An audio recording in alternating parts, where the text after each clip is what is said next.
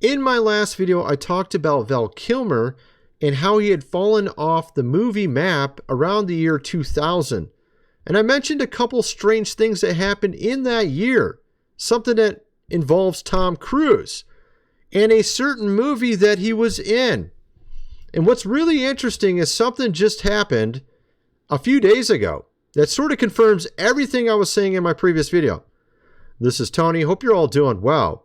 Now, I'm referring to a clip from Stephen Colbert in one of his recent shows where he said a secret word, which, of course, if you didn't know or were not familiar with the movie Tom Cruise was in back in 1999, you wouldn't know what he's referring to. But he's talking about this movie, Eyes Wide, Shut. And, of course, that movie happened to come out the exact same time something else did. It was around the time that that guy started, we're talking Jeffy, started, of course, flying, his plane to a certain, of course, island, right? I'm sure you know what I'm referring to. If you don't, you'll know in a minute here, right? So, but something started happening where they had this island and people would go there and do things. And it seemed to match or mirror sort of this movie that Tom Cruise was in, which, by the way, both of them were out the exact same year when they both happened or started, I guess you would say. And what's interesting is this clip. Let me show you this clip of Stephen Colbert saying it. And we'll get into all this. And we're going to get into actually a lot of stuff. We're going to get into what Will Smith recently did or said in an interview. Actually, what he did is he came out with a new album, but it's apparently a lot of people are rejecting it. But he said something rather curious in this interview. We're going to get into that. We're going to get into what Terrence Howard just said on PBD's broadcast about Puff Daddy, which of course is related to this as well. Another guy with parties, right? We'll get into all that. Let's just play this clip here from Stephen Colbert. Check this out. Fidelio. Password, sir. Fidelio. Then the... Very interesting. You remember I mentioned that movie was integral to this whole thing. Let's play that again a little bit. Remember this scene here? Yeah, that's the movie I was talking about. Right? And of course, a lot of people are having a little bit of theories about this. Like, what are they trying to tell us something? Are they trying to tell us something? Well, Vel Kilmer at that exact same time, I remember the last movie he had been in that was sort of popular was The Saint. I think that was 1997. He was in another one in 1998. I can't remember. I think I have it right here. Let's see. Yeah, here we are. The Saint was 1997. Prince of Egypt, which is a religious movie about Moses, 1998. I actually remember watching that. It's actually pretty good. But of course, all these movies went straight to DVD pretty much after that. And he fell off the map. This is after having tons of huge hits. Heat, Batman Forever, Thunderheart, The Doors, Willow, Top Gun, even Real Genius. That was a good movie. I remember that one. He was even in Top Secret back in the old days, 1984. So Tombstone, that was an awesome movie. I mean, he was doing awesome in these movies. But for some reason, no more big parts after 1998 approximately. And Tom Cruise had his movie. Actually, I think I can show you that. Let's go pull that up. Tom Cruise. When was his movie? Okay, here we go. He's in a lot. Oh, he's in a lot of movies after that, wasn't he? Lots of big movies. But he was in that movie right here, 1999, the one I showed you a clip of. And it's just so strange that Stephen Colbert would mention that a few days ago, right after my video went viral on this exact topic. Again, it just seemed a little strange to me. You have, of course, a number of these actors falling to the wayside of recent. You had Will Smith as well. We'll get into that in a second, but we have an interview of him here on Lecrae. Lecrae is a YouTuber who is formerly a musician. Actually, I think he still is a musician. He's a Christian musician. And Will Smith is going around making the rounds trying to reinvent himself, I think. And we're going to get into that. And we have this weird clip. Let me show you this clip first. We have comedian Corey Holcomb talking about Will Smith here. Check this out. Some we know, Will Smith and Jada, they've been open about they have an open relationship. But Will like guys. What? Huh? Will like guys. How you know? I live in LA. What? Does that make sense to you? No. I live in Los Angeles. There's a lot of opportunities I don't get because the guys don't want me to see them with their boyfriends. And I've suffered. So we've heard this many times. I remember a decade ago watching videos where they're talking about this. This exact thing, what he's referring to here. And I can't attest to if it's true or not. It is interesting. Of course, Jada and Will Smith have had a very rocky relationship, as you've seen. And they split up, of course, after the slap heard around the world. And now Will Smith apparently is trying to reinvent himself. But from what I understand, the new song he recently released has been sort of a flop so far. But he is trying to reinvent himself. He had this interview here with Lecrae. Your journey has been interesting, right? From childhood to today. Yeah. And there are spiritual undertones in there. Yeah. You know, you were raised in the church, Yeah. but at the same time, you've been out in different areas of the world where you've seen like, whoa, I never had this. Oh, I'm enlightened to this culture and to these particular things. You weren't afraid of intolerance by referencing your church roots. Right. Because some people would say, whoa, man, I don't want that. Why was there no fear there? You know, so my personal belief is, you know, I was raised, you know, with an Old Testament grandmother. Right. You know, so Gigi. Yeah. You know, so my way and my deepest understanding is biblical. He says it's biblical, but then he goes on to say that he's looked into a number of other religions, including Bhagavad Gita, which I think is Hindu, and he talks about Buddha, Muhammad, looking into these other religions. But he says he still kind of lives as if he was in the church, which is kind of interesting considering sort of his family and how things are.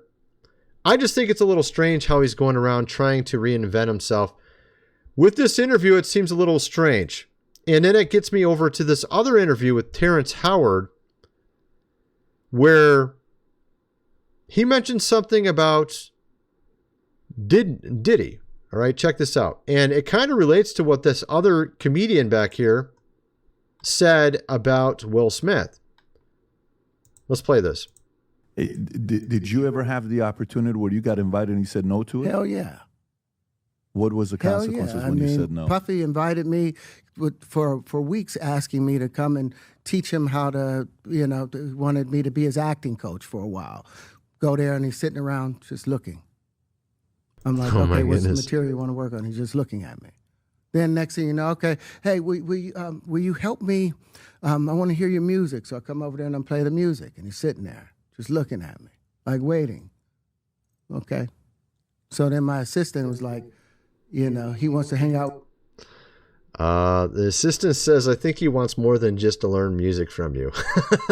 I think you know what he's referring to. Yeah, so apparently this is sort of a very common theme with Puff Daddy is he'll bring someone over to his house and then we've seen all the stories. I'm sure you've seen numerous videos about this. I just thought it was interesting because we've seen a number of famous people who are at his parties, including Jay-Z and Beyonce, which are now trying to distance themselves from him. And again, this all started not too long after when the whole movie that Tom Cruise was in happened. That was around the same time. So both of these places, we're talking with Puff and we're talking with the guy with the island around the exact same time. And makes you kind of wonder if that movie was really telling us what was going on. And it's interesting.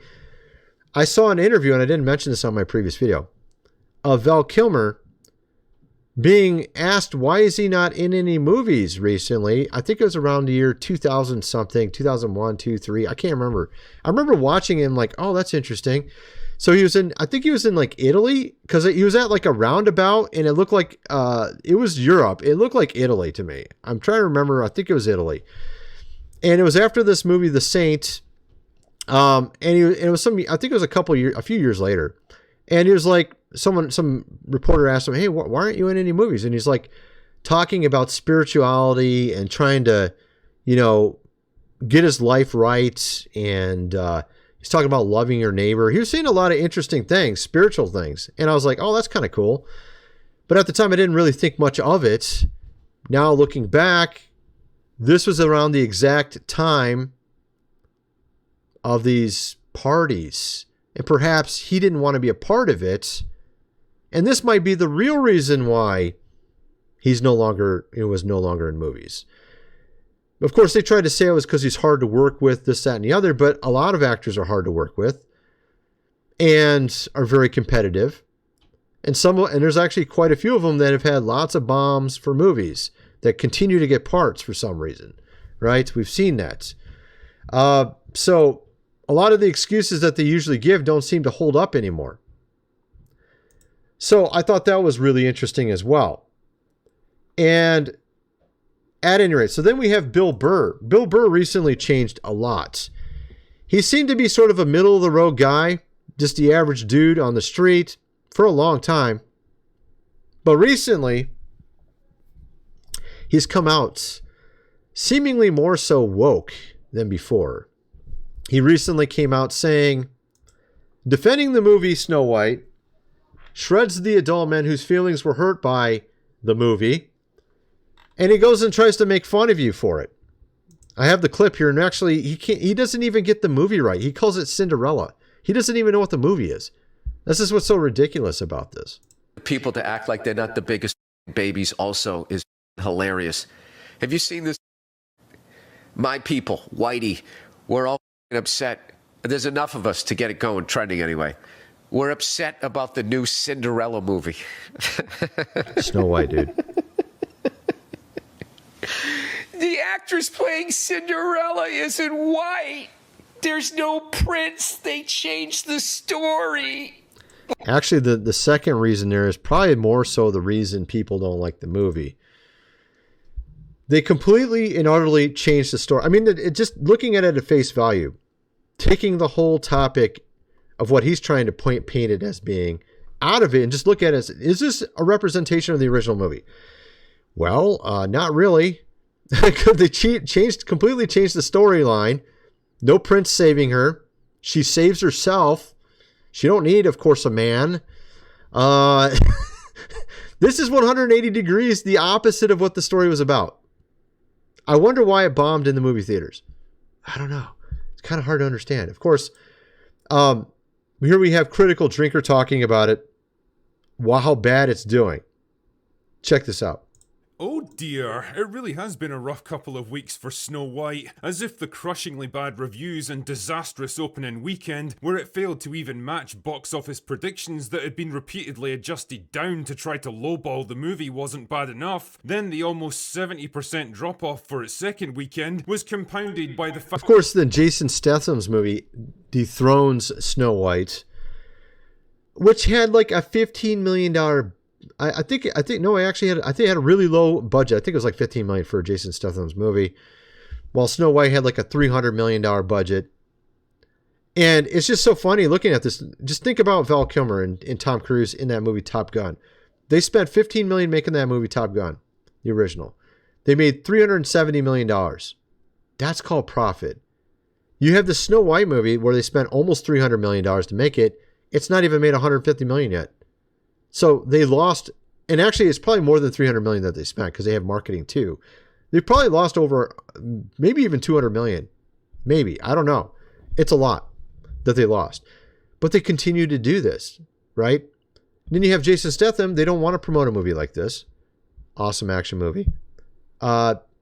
Makes a big profit. They don't want to promote that. They want to promote something where it says, we don't need a man. We're a princess and we don't need one anymore, right? This is what they're trying to do. It's kind of hilarious. Of course, I went and my kids wanted to see this Minecraft movie. I had extremely low expectations for it. I was like, how could you make that a fun movie? Besides the fact that I hate Disney movies and I hate cartoony movies, I like, action movies. So I had very, very low expectations for the movie. But actually, I was pleasantly surprised. It was actually a pretty good movie. I was like shocked, actually. And apparently, even IMDb is pointing this out, that Minecraft movie just destroyed Disney's Snow White at the box office. It's already made $300 million. Has Jack Black in it. And Jack Black is not exactly popular right now. He's done a couple major hiccups in his career recently. His Santa movie, which is about Satan, everyone hated that movie from what I could tell, or a lot of people did. He had another huge hiccup, huge problem that he had recently. He's not exactly what you call popular right now. So the fact the movie did awesome shows you it's not necessarily always the actor having some problems in their lives that causes these things to go under, but maybe it's the overall theme and telling people, their opinions, like we saw with Rachel Zegler, endlessly telling us her opinions that caused that movie to tank, and the movie being completely the opposite of what it was supposed to be. But this movie turned out really pretty good, actually. It was actually a good movie. They actually clapped at the end. Everyone was clapping. I'm like, what the heck? This is weird. It was a good movie, though.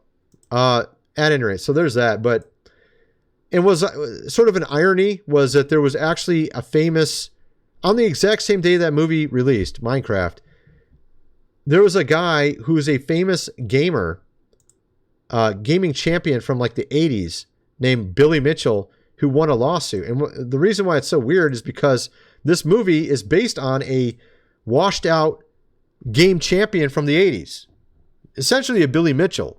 Not exactly a Billy Mitchell. I don't know if he's washed out, and I don't know if he's broke or not. But this guy was completely broke. He went into the Minecraft world to get diamonds so he could get rich, and he ended up getting diamonds. Strangely, this guy, I think, was broke from what I heard. I don't know if it's true or not. He is from the 80s. He also won the exact same character. And he just won a lawsuit at the exact same time that movie went released. So I thought that was really bizarre. But at any rate, so you have that. But last, I wanted to get into a little bit on these ministers, which, of course, our president appointed one of them named Paula White to the faith office. And we're seeing some really bizarre stuff with regards to this. Her asking $1,000, asking you to give her $1,000 so that you can get blessings from God. No joke. This is the kind of stuff she's doing. Check this out. And I believe that when you honor God on Passover, starting on April 12th at sundown through Good Friday on the 18th and concluding on Easter Sunday, you can receive these 7 supernatural blessings for you and your house. According to Exodus 23, God will assign an angel to you. He'll be an enemy to your enemies. He'll give you prosperity. So check this out. This list here, 7 things. These things you already can get from God, just being a believer. And she's trying to sell it to you for $1,000, which is exactly what the false prophets did in the Bible. Literally, you had Simon Magus trying to purchase the gift from Peter, his miraculous gift. You had 2 early on in Acts, you had 2 people, I can't remember their names, but they tried to sell their property and then lied about how much they sold it for to keep some of the money, and they both dropped, of course, dead. You had other people as well in the scriptures do this. This is clearly not a good sign. And interestingly, Taylor, we're talking Mark, the guy who predicted our president becoming president in the first place, put out a prophecy, another prophecy about wolves in sheep's clothing, talking directly about her. And he put this out back in 2021. And very interesting, it's come true. I don't know if I can show this right on the screen. Let's see. There we go. It says right here, Spirit of God says prophets and priests. Oh, no, is this the wrong one? No, here it is. The Spirit of God says another betrayal from the president's spiritual advisory board has taken place. Jezebel Whispers, it's complete. We have the king's ear. I control who speaks to the king. No true prophet of the living God will ever reach him. Only my soothsayers will speak. The betrayer sits at the king's table. Of course, the king being referring to our president, and her being Paula White. And this was predicted back 3 years ago and has come true. At this point, it's kind of strange. Of course, this is sort of, what is the Jezebel spirit? Is a Lilith spirit. I talk about that a little bit in my other video. Go check it out on my main channel. Anyway, that's my video. I'm kind of wondering what you guys think. Let me know in the comment section below, and thanks for watching.